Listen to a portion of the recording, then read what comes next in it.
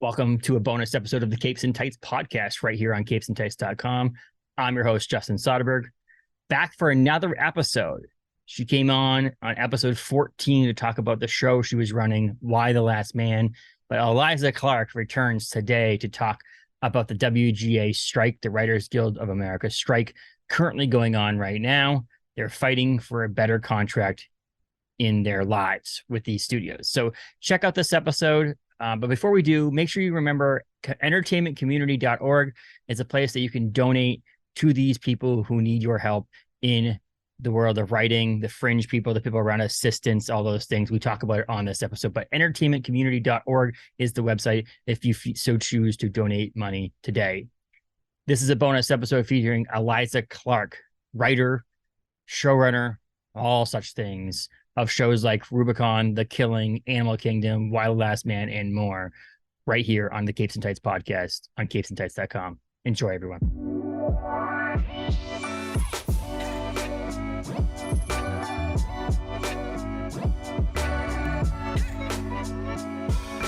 Welcome back, Eliza. How are you? I say how are you, but let's be honest. Things are pretty crappy, but how are you otherwise outside of the writer's strike and things that's going on in the world? I'm good. In a weird way, the writer's strike is not, it's really hard. And my husband is also a writer, so we are both out of work. But there's a lot of camaraderie, and it's nice to feel like you can do something about one of the problems in the world. So I'm at least for right now, it's only been, this is week 4. Yeah. Right now I'm feeling positive. Well, it's that Mark Bernardin said the same thing on one of the podcasts I listened to, which was he's like, the very beginning of these stages is like when you come back from a summer away at school and you haven't seen these people for a while and you're hanging out and things are great. He's like, yeah, after a few weeks that go by though, things start to get a little bit more okay, the budgets are tighter, things are a little bit rougher around the house. Okay, let's get this thing going. Let's actually make some moves here. We're still in the phase of like tomorrow I'm picketing with the writer's room of The Killing, which I was on. That's one of my first shows. Mm-hmm. So I'm gonna go hang out with all of my old friends and we're gonna picket Paramount.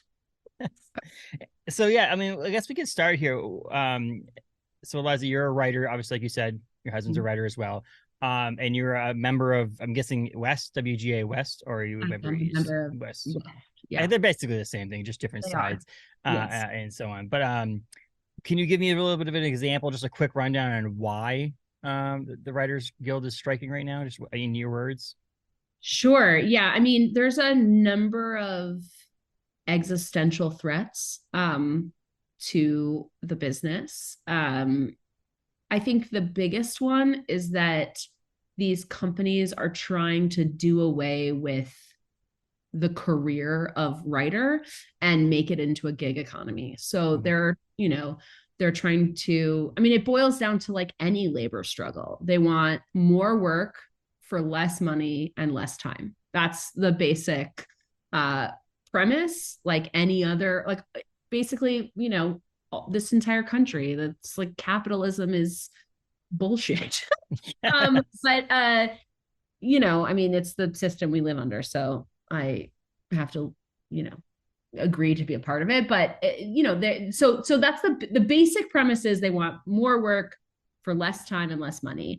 Some more specifics about that are that they basically are trying to do away with the writer's room. They've done this. You might have heard things about mini rooms. Mini rooms are essentially to replace pilots. It used to be that you'd make, one writer would write an episode that would be the first episode of a show. They would decide whether or not they want to make it. Okay, they make the pilot, they film an entire episode, and then they test it, and then they figure out what they want to do. And if they pick it up, then they get a writer's room. Mm-hmm. What they've started doing is, this started happening I would say about 6 to 8 years ago. They would do these sort of pre-green light rooms. Instead of making a pilot, they would say, okay, we're going to have a smaller writer's room. We're going to give you 10 weeks, 10 to 20 weeks. And you need to sort of pitch us the whole season. You need to write a couple of episodes, outline a few more. Um, and in theory, that didn't seem like a terrible idea at the time, because it's like, all right, well, first of all, you're employing more writers in that way. But over time, they've started using mini rooms to essentially pay us scale. So, the way this business works, like most other businesses, is like the more experience you have, the better, you get paid more as you contribute more to the work. And essentially, mini rooms pay all writers scale. So like everyone's getting paid a minimum amount. They're working for 10 weeks. Oftentimes there's this sort of like nebulous, the show probably is going to go, but they're just going to pay you nothing for 10 weeks for doing the exact same amount of work you would be doing for your regular rate. And then also what it does is, I have lots of friends who have been in like multiple mini rooms where the show has never gone. So then you don't really have credits. Like you've worked, it's really hard to move up to get paid more money and to get more experience, because you technically haven't written for a show that's aired, even though you've done the work. So yeah, that's the mini room thing. And then, AI, like we said, not me, but the WGA said to the companies, we'd like to talk about not having you use plagiarism software to write television shows, which is essentially what ChatGPT is, plagiarism software. And they were like, we would like to have a meeting. We'll offer you a meeting every year to talk about plagiarism software, because we don't want to close off our ability to use it, which is fucking terrifying. Yes. And like, just to take a second here, I don't actually think that robots can write television. No. I think that that's not a good idea for various reasons. And I think that they, executives are far more replaceable than writers are. But also, like, what is the point of art, right? Like, why do we consume art? And I feel like we consume art because we want to see our lives reflected back to us by people who are doing that reflecting. Like, it's like, I want to experience the human condition with other human beings. Like, I don't want a robot to tell me what it's like. What? It's just ridiculous. Yes. It's ridiculous. That part is like very splashy. I'm less concerned about fucking robots, but I think it's, I guess I was less concerned about it before I heard that they were like, no, we don't want to talk about robots. We actually like robots. Fuck them. Well, yes. I mean, like, you can't, like, most of the stuff that writing or artwork or stuff like that is your life experiences spilled out on a page or wherever. And it's your childhood trauma. There's no childhood trauma for a ChatGPT software. There's no breakups and love stories. And, let's be honest, when Taylor Swift's albums have been as good if an AI wrote it, her breakups and all those things that went into those songs, and so the AI part, yes, it is a splashy thing. I think the pay thing is huge for you. Making sure that people, and one of the things I heard online, I don't know if this is true or not, but like with these mini rooms too and these things, is do you think you would have gotten the opportunity to show run something like Why Last Man if all you had in your previous things were all these mini rooms that you really can't attest to? No, I mean, I'm lucky. My career started in 2009. I have produced every single episode of television that I've ever written, including the 2 episodes of television that I wrote when I was a writer's assistant. And, I was paid through production to do the very important work that happens when a writer is on set. And that's another huge thing. Is like, basically the mini rooms happen. So essentially, like, you're writing the whole show before it ever goes into production. And then the writers are gone and they're off on another show. And, these companies are saying they don't need writers on set, which is short-sighted and idiotic. And also, it's not, it's important for writers to learn how to produce, because that's what the job of showrunner is. It's also, if you want to train the next generation of showrunners, like there needs to be these writers on set learning how to do the business. But it's not just about training people, because the other thing is that the AMPTP offered, it's so stupid. It actually makes me laugh because it's so stupid, but they offered for any show that's shooting in Los Angeles, they will allow the showrunner to choose one lucky writer to do an internship. Pretty sure that's unpaid. Yeah. Where to like come and see. It's like as if this is like take your daughter to work day or something. I mean, I posted a document on Twitter that is like my pinned tweet. And it is the document that I gave to my writers for Why the Last Man, about how to be a writer on set. Because, I've showrun 2 shows now, and the norm now is that writers don't know how to be on set. They've never done it before. They've never had that opportunity. But, it's worth taking a look at this document. It's 7 pages, single spaced, of like all of the responsibilities that a writer has on set. And it's enormous. And ultimately it saves money to have writers on set. It saves time. It like makes the actors feel safer. It's good for everybody. To me, it just proves how much these companies, or at least like the lawyers who are negotiating for them, have literally no idea how a television set or a movie set works. You'd think you'd want to use all the tools that are available to you to make the best quality television or movie possible, and that includes having writers on set to make small changes or do things that are changing in this show, and not having to worry about like calling someone or doing something from a distance, or and in the future, like you mentioned before, like who's going to run these shows in 10 years? Totally. Well, also when you're running a show, it's a 24 set. It's a crazy amount of work. If because we were shooting Why the Last Man during COVID, and there were all these like really serious quarantine rules in Canada, I couldn't have each writer come because it would be too long to quarantine and whatever.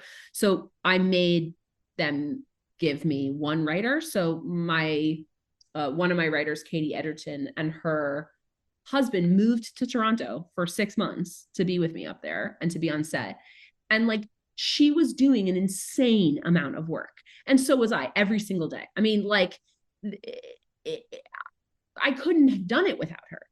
The idea that I could somehow be in 55 meetings a day and be available by phone all the time for questions on set is just ridiculous. And what ends up happening if you don't have a writer on set is that you get into the editing room and you're like, well, that doesn't work. We have to reshoot that. So that's just so much more money. It's very dumb. They're making dumb decisions, but it's like, these are all cost-cutting things that are very short-sighted, the way lots of cost-cutting things are. Yes. We can relate to it. I think a lot of us as normal human beings in this earth who watches your programs and things on TV, where this isn't someone else who makes a tiny bit more money than you telling you that this is the way it's going to happen to cut budgets because we're going to go out of business and da. It's more of these people who are bringing in billions and billions and billions of dollars to say we want to cut this small fraction of what the budget is off the bottom to help save us money, even though we're going to bring in millions and millions of dollars into our pockets. And that's the thing I think a lot of us can relate to in that sense, that and can care about, is the fact that this is not like the Writers Guild is asking for this humongous, I want 50% of everything that Disney brings in or whatever. I didn't mean to call out a company on that either, but this so-and-so company to bring Disney. Disney's disappearing my show. No, I think we're asking for less than 3% of the immense amount of profit that our creative work brings to these companies. Also, I think it's really important to understand for people who are not in the business that, like, yes, there are some writers who make a lot of money, but that is like a very small percentage of our membership. It is a middle-class job. It was a good middle-class job for many, many years. And now they're trying to turn it into the music industry. It's trying to, where it's basically like you're only going to have the most famous and the most wealthy people who can sort of sustain their careers. And everybody else, all those, younger folks, diverse voices, like there's going to be nothing left for everybody else. This is a job that, can pay well, but especially if you're working, there are people who work for 10 weeks. They get one room, they work for 10 weeks, and then they have to make that money. They have to pay their agent, their lawyer, their manager, and then they have to live. Like, for that, it's just not enough money. So the idea that we are these sort of like rich Hollywood people is just not, that's just not the reality of the membership of, the vast majority of the membership of the WGA. Yeah, and California is such a cheap state to live in too, right? So yeah, Los Angeles especially, it's just, easy peasy. We don't have a housing crisis at all. Yeah. And that's like on top of it, it's like you're asking, the money is not as much there as it should be, and you have to pay so much more to live in the place, to get the job, to make it so that you can do what you want, is just a compounding thing in my opinion. And the other part about it to me is I've seen recently is that, I don't know if this has affected it at all, but like 8-episode, 10-episode seasons are also shortening the amount of time you're actually working on a project and stuff, and not knowing, and the streamers not knowing. Though I read an article, my wife and I fell in love with Rabbit Hole. I don't know if you've seen that, the Kiefer Sutherland show that was on Paramount Plus. Oh, so good, just twists and turns and so on and so forth. But 8 episodes, great, ended. Okay, if the show ends, it ends. We'll move on. It's not a bit, but they have a little, teaser at the end. And if it had a second season, this is great. And Kiefer Sutherland's like, I still don't know what's going to happen with this show in the future, because it's not network television. It's streaming is so much different that they make the calls at some willy-nilly time. Sometimes they renew the season 2 seasons in advance. Sometimes we don't know until well in advance. Sometimes they cut, second to last episode. They're like, okay, we're not making another season, even though you don't know what the next streaming things are going to happen over the next few months where people are going to binge the show. And so there's like all this stuff with the streaming thing that, in the amount of episodes, I think that also, in my opinion, seems like it could make a difference on stuff. Well, I think also what's happening is that streaming broke television, essentially. Like Netflix broke the business and turned it into a pyramid scheme. I mean, it's like all they care about is subscribers, new subscribers. So you can have a show, like you're an audience member, you pay every month for a subscription to one of these streamers, and you expect to see your shows, and you like really like this show Rabbit Hole, and you're like, when's the next season? But if that show didn't bring enough new people, it's a failure in their eyes, and to me, that's problematic for a million reasons. I mean, first of all, so you don't even care about the audience. It's like only new people. And there's only so many people in the world. Like, that's why I'm saying it's a pyramid scheme. It's like, eventually you run out of people. So who are you making this for? And, these are incredibly profitable businesses, and they're crying poor because they are, their models are made only to look at growth. And, it's really unfortunate that and now they're going to go back, right? They're going to go back to like having ad-supported television, because, and they're like talking about it as if they've invented this. They're like, we should start bundling things together. It's like, yeah, that's called fucking cable. I don't know what, anyway. Oh, it's true. I mean, I was trying to do the math with a buddy of mine the other day too. I'm thinking to myself, I'm like, if Netflix has 200 million subscribers, and it's average of $15 a month to subscribe to Netflix, that's billions of dollars a month. And the fact that they're, losing money, I'm like, that is Hollywood accounting. If I could see anything right there, well, because geez, these are publicly traded companies. Like, you can go on their shareholders calls. Like, the WGA has heard them talk about how profitable their businesses are. So you can't, on the one hand, say we can't pay the workers who make us billions of dollars, and then on the other hand say like, but we're a super profitable business and we expect to make this many billions. And it's very it's very gross. It's kind of, it's disgusting to me, actually. Like and I have to be honest with you, like I think I was like a little bit of a Pollyanna about it. Like when I saw, I don't know if you've seen, when the talks broke down and when the WGA called a strike, they sent out this email to all the membership that, I think has gone wide, where it said, here were our proposals and here were their counters. And so much of it was them saying just like they refused to even counter our proposals. They just aren't going to talk about it. And I found myself feeling like really hurt. Like I was like, I don't know why. I mean, I should not expect to be treated well by a corporation. But there are people who work for these companies who are creative, who are like, really wonderful, smart people who I really like and I like working with. And they're getting screwed over too by billionaires, essentially, like, and tech. And they're, these companies are laying off executives by the thousands, which is insane. It's like, just pay everybody what they deserve. And, Jeff Bezos does not need to have a second yacht for his helipad. I don't need to have one yacht. I don't know. Second one. But did you hear that he had to buy a second yacht because the first one didn't have a helipad?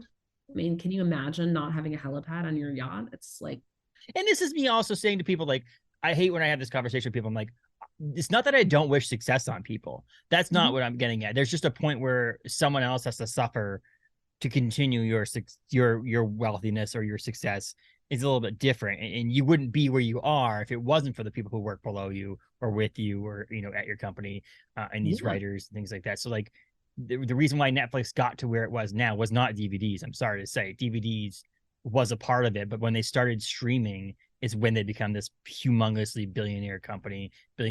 And when they started creating their own stuff is when like the stuff started to see, you saw like the, stuff started to happen, is when you're creating your own stuff for yourself and keeping all the information and all the statistics to yourself. And the only time we ever know as people whether or not a show is successful on Netflix is if it's in the top 10, and who knows, that isn't manipulated behind the scenes. Not trying to start conspiracy theories here at all, but someone can easily just go in there and be like, this has 1 million views, and put it in the top 10. Yeah, not to say that happens, but it could happen. They don't want to tell us how. Essentially, one of the things we're asking for is to share in success. And so like if you write a show that does really well, I mean, you've probably seen, if you've been keeping up with this, like there's a writer from The Bear who talked about like going to the Emmys but not having any money in his bank account. Like, that show did extremely well. Why should he not be paid accordingly? Like yeah. Well, it's the Friends, your Seinfelds, all those shows back in the day. Every time that show airs on TNT or TBS or whatever, there's a residual check on that. It's just not the same anymore. And that's the thing. And is that the reason why, like something like Why the Last Man got the chopping block over at Disney Plus? Yeah. Is it that the reason? Yeah, because they don't want to pay residuals on it. Yeah. And so, I think also because they can, that tax break, they can call it a loss, basically. Which is really, I mean, it's really hard to take for my heart. But I also think that show was a victim of the Fox Disney merger. Like, personally, I mean, and I don't have any facts to support this, but my, seasoned writer's opinion is that like if the show had been just on FX, like it would have had a second season, but it was owned by, suddenly all these companies are they're like cannibalizing one another. So it's like FX and Hulu and Disney, they're all the same thing. And I don't, whatever. I don't know how I don't even know how you find my show. I mean, now you can't, but like, it was like, it's an FX show. No, it's actually, it's on Hulu, but it's, I don't know. Anyway. It was confusing to say because you're like, oh, how do you watch it? Oh, it's on FX on Hulu, which is owned mostly by Disney. It was like, what? Yeah. Anyway, you have to like go in and, I mean, whatever. Yes. I won't relitigate this whole thing Well, the Then other side of it is too, with streaming services, like for an example, calling Disney out is you can't buy, like someone who wants to hold physical media. I can't buy, the first season of Loki on DVD or Blu-ray and like that. It's not possible because they force you to go to the streaming service to watch it. So even if it was like, okay, that sucks. Why the Last Man's getting, May 26th is being removed from Disney Plus or Hulu, and fine, that's cool. I'll go to, Jeff Bezos' website there and buy it on DVD or Blu-ray and own the physical copy, put it on my shelf, watch it when I want to. Because you can't do that. It's not possible. They didn't that. No, allow that option. Yeah, no, it disappears. It's fucking heartbreaking. Yes. I mean, like that was, 3 years of work, thousands of people. I mean, hundreds of people, probably thousands of people who like put their labor and time and effort and creativity into that, and it just fucking vanishes. Yes. It's just gone. That's heartbreaking.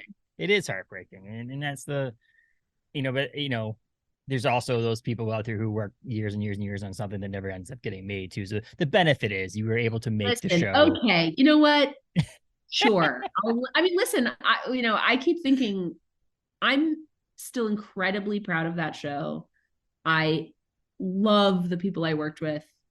These are some of my best friends in the world. I will work with all of these artists again.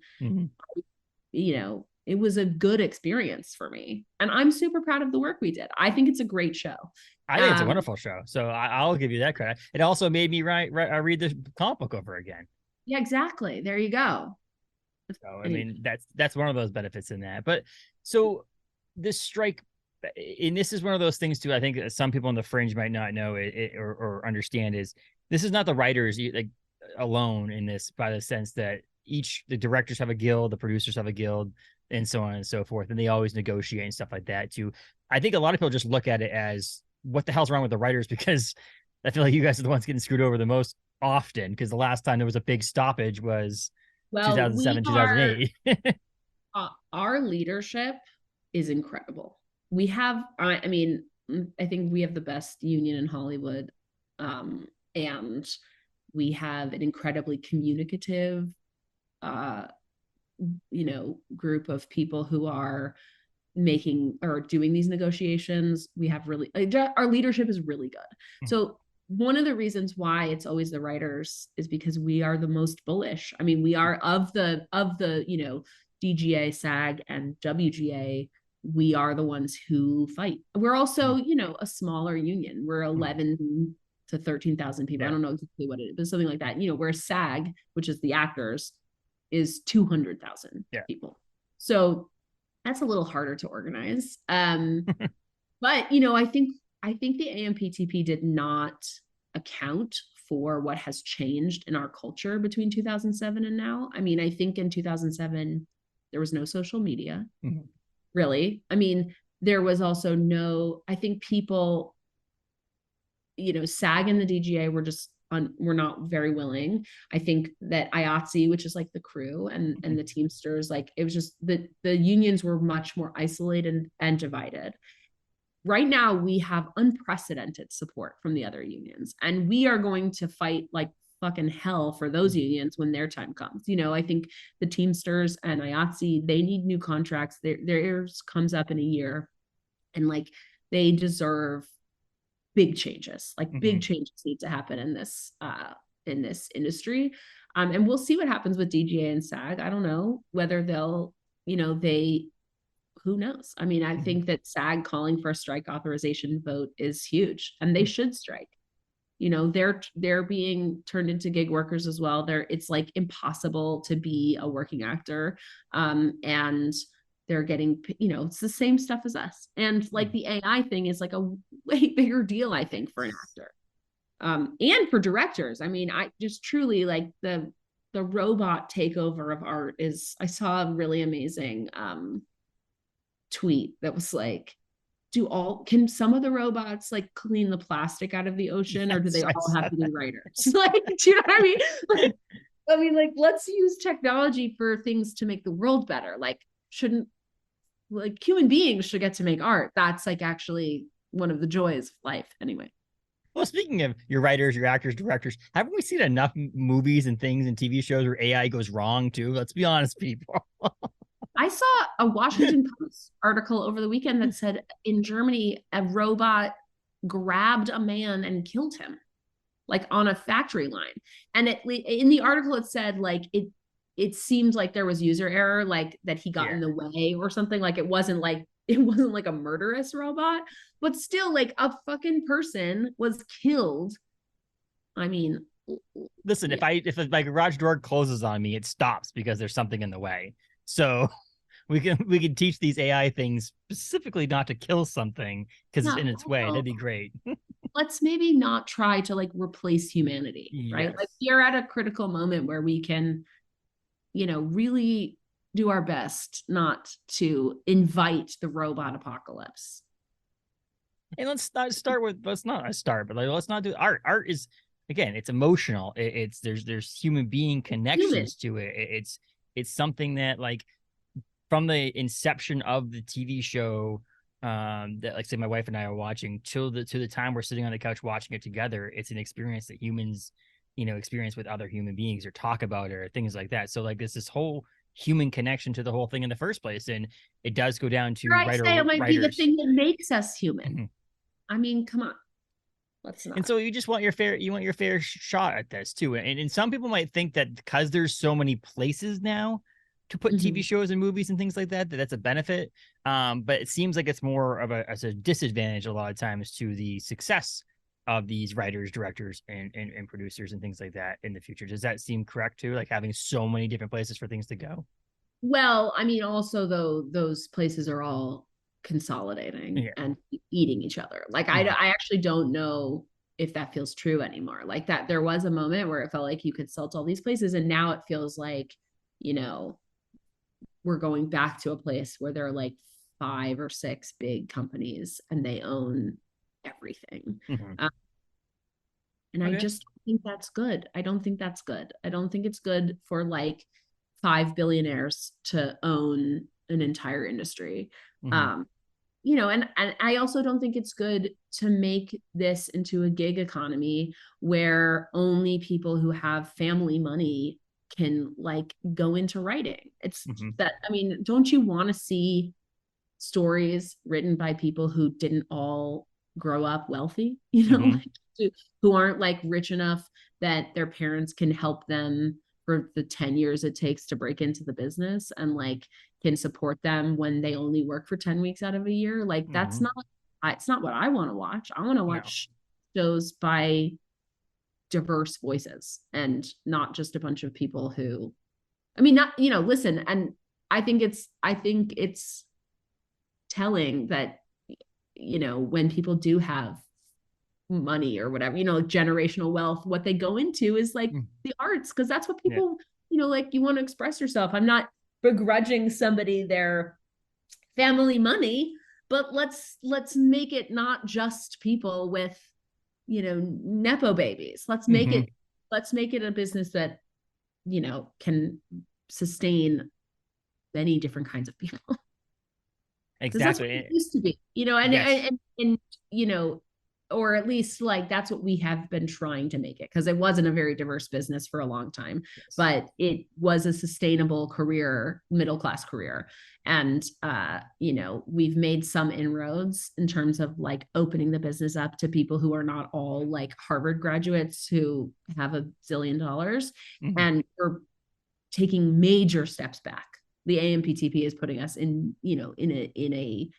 we're going 1,000 miles in the wrong direction. So, and the last strike lasted about 3 months, a little over 3 months, back in 2007, 2008. 100 days, yeah. And so obviously, if this one were to last as long, we're talking mid-August. Are you expecting it to last as long? Are you expecting it to last longer? Or are you expecting what is your expectations in timing wise, at least? I mean, I have no idea. No. Like I feel like that's I would say 70% of what we all talk about on the picket line. It's like, how long do you think that's going to last? And it's like, no one has any way of knowing because the ball is in AMPTP's court. Like we can't negotiate with ourselves. And they have said they're refusing to talk about like half of the things that are really important to us. So they need to come back to the table. It's on them, balls in their court. I do think that the fact that they are refusing to even negotiate on certain points means it's not going to be a short strike, but we'll see what happens. Like, we'll see what happens with SAG and the WGA. And, I think that they did not expect this much solidarity with all the other unions. I mean, and the Teamsters are incredible. IATSE is amazing. Like, these are people who, they are the lifeblood of the industry. If the Teamsters or IATSE strike, like, it's over.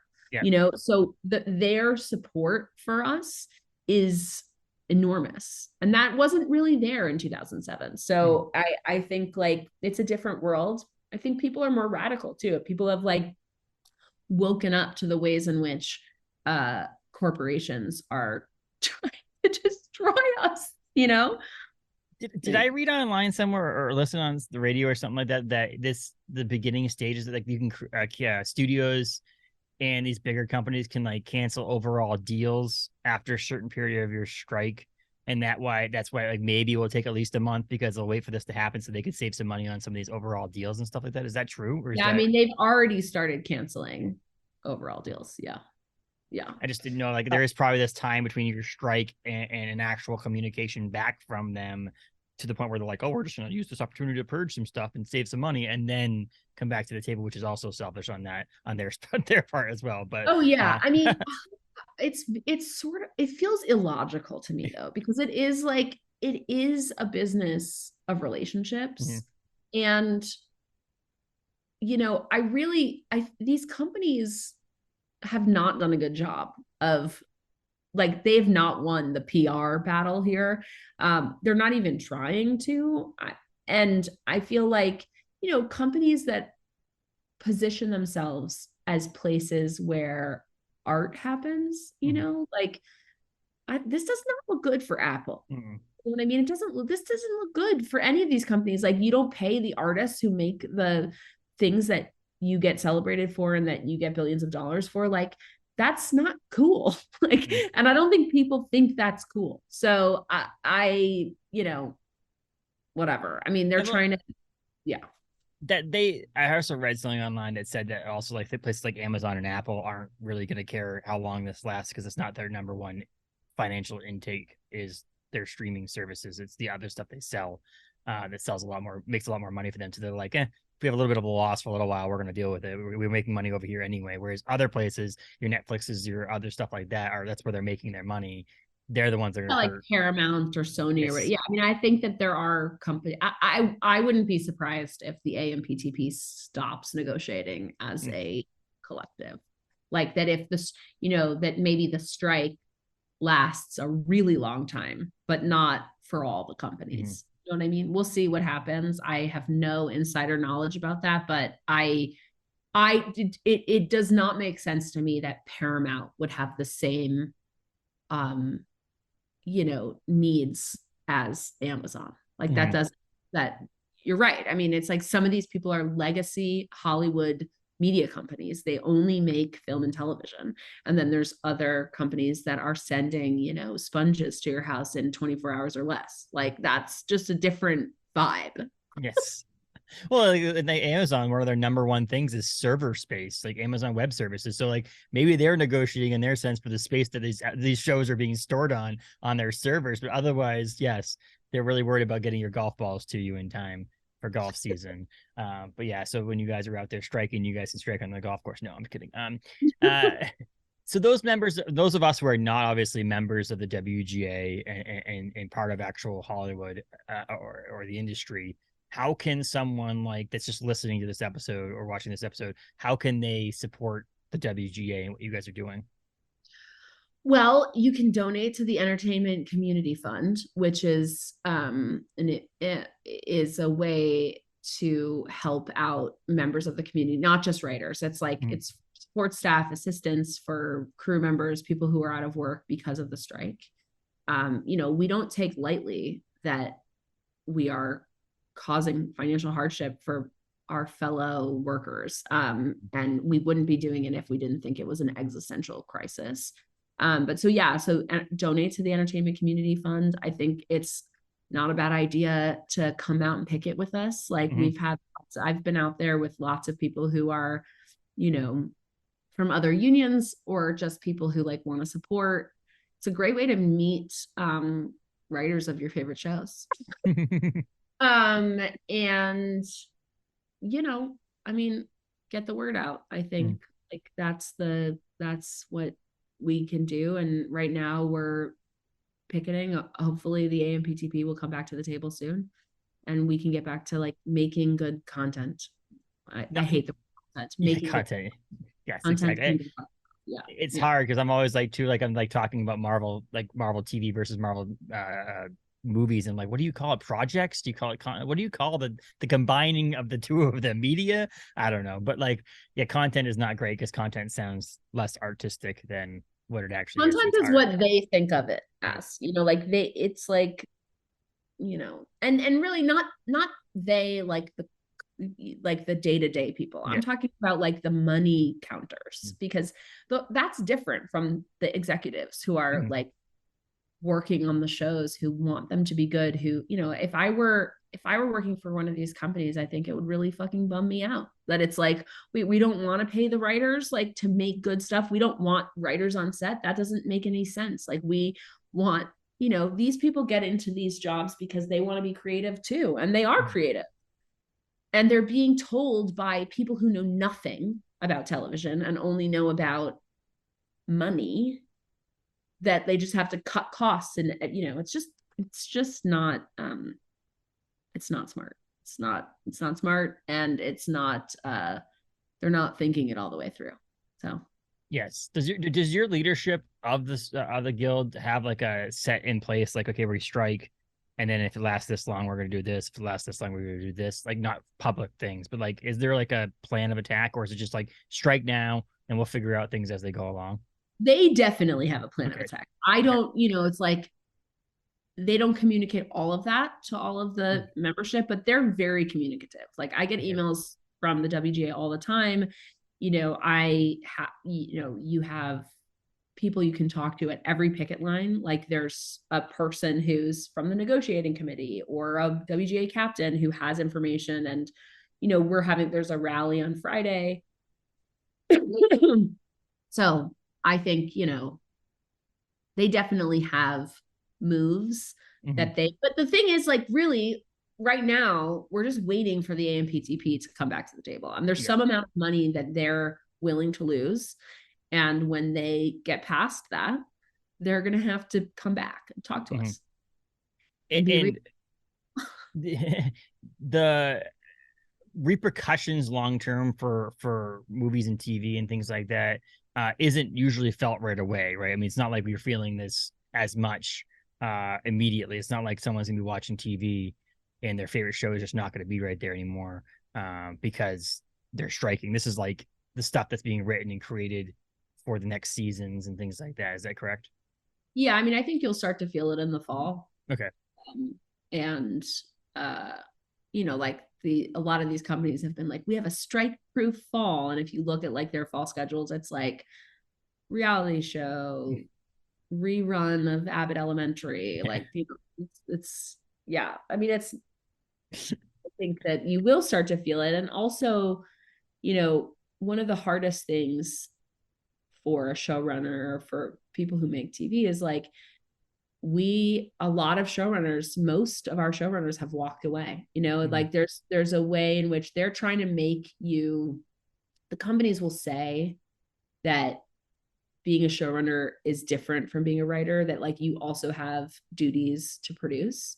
And that means you need to be on set. They're saying all these things. And I think most of our membership has said that you can't separate me from the writing. Like when I'm on set, I'm writing with everything I'm doing. Every choice I make is writing.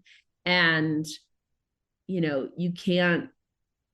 Anyway, so we've had a lot of really brave showrunners walk away from their shows, and that you will feel that in those episodes, because when there is not the creative voice that is, from the writer's room, it's just not as good.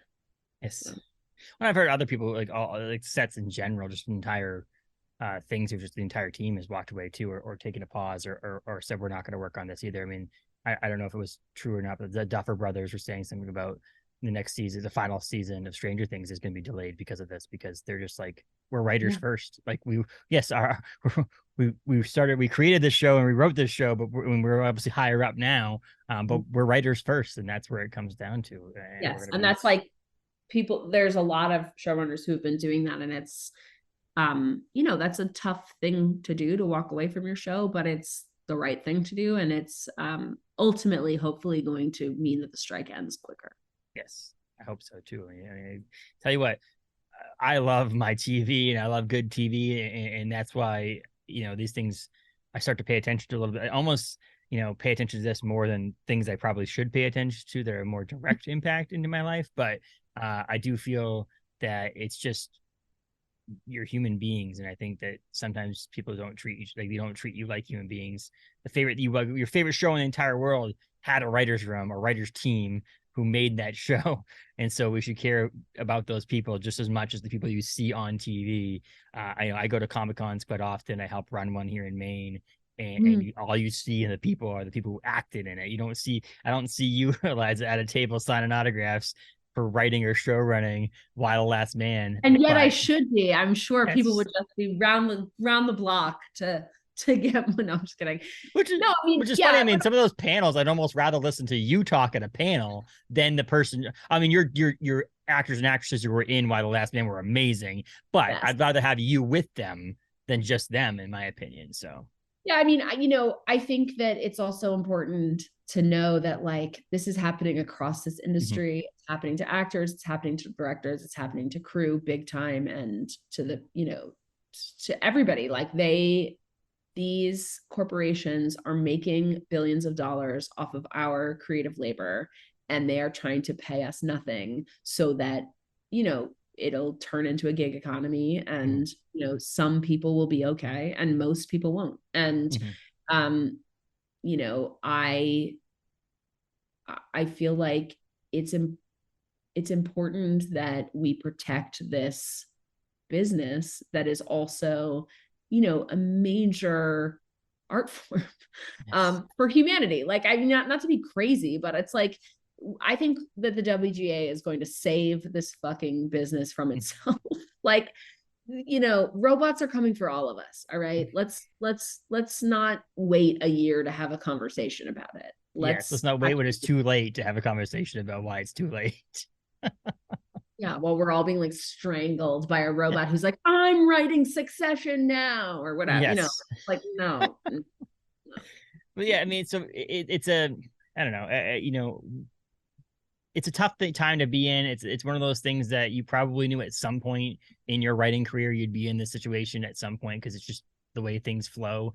But obviously you can't write. You're not writing for, if you were hired, obviously there's some things we may not know about what's going on in Eliza's life, but like if you were hired by a studio to do something and you're writing on that, you're pausing that right now, pencils down. But in the meantime, are you doing some things like, if you're allowed to, as a writer, work on something for yourself that eventually that you would pitch to a network during this time? You just can't do anything because you're in solidarity. You can't write something that's for a prior. Yeah. I cannot be paid by a struck company. I cannot work for a struck company. And nor would I want to. Yes. I had some pieces of development that were gonna, happen, and that's just on pause. And in the meantime, I mean, it's a lot of work actually to pick it. Like, we're doing it like 4 hours a day. Like, it's intense. I'm going to be so hot by the end of summer. I'm going to be like, I just walk 4 hours a day. It's incredible. I'm like, the glow up is going to be, amazing. You have strong arms too from listening to that heavy totally. signs. Although I did burn the fuck out of my fingers, like literally like 3rd-degree burns on my finger. I had sunscreen on everywhere, but just, I don't know, your hands, just sweat, you wipe your hands. Yeah. Anyway, so now I have sun gloves. I'm like turning into an old lady, but an old lady who's going to look tan and hot by the end of this. So And then yeah, you're gonna be stuck in a writer's room and no one's gonna see you. exactly. But that'll be good because you get fat in the writer's room because you're like just snacking all day. Which is great. It's sort of like that. I like living, that's a positive thing. Anyway, yeah,